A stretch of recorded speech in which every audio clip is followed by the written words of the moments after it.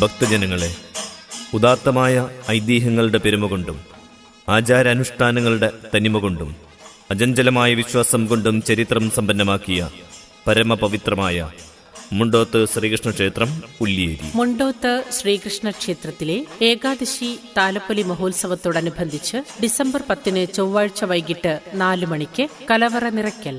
ഉത്സവ സംബന്ധമായ സാധനങ്ങൾ ഭക്തജനങ്ങൾക്ക് കലവറ നിറയ്ക്കൽ ചടങ്ങിലൂടെ വഴിപാടായി സമർപ്പിക്കാവുന്നതാണ്.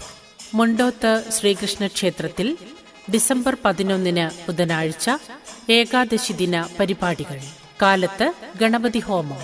ശൈലേഷ് സ്വാമിയുടെ നേതൃത്വത്തിൽ അഖണ്ഡനാമജപം. ക്ഷേത്രം തന്ത്രി ഏളപ്പില ഇല്ലം ഡോക്ടർ ശ്രീകുമാരൻ നമ്പൂതിരിയുടെ കാർമ്മികത്വത്തിൽ വിശേഷാൽ പൂജകൾ. സന്ധ്യയ്ക്ക് ദീപാരാധന. 6:30 ചൂരക്കാട്ട് അയ്യപ്പ ക്ഷേത്രം, നെല്ലൂളിയടുത്ത്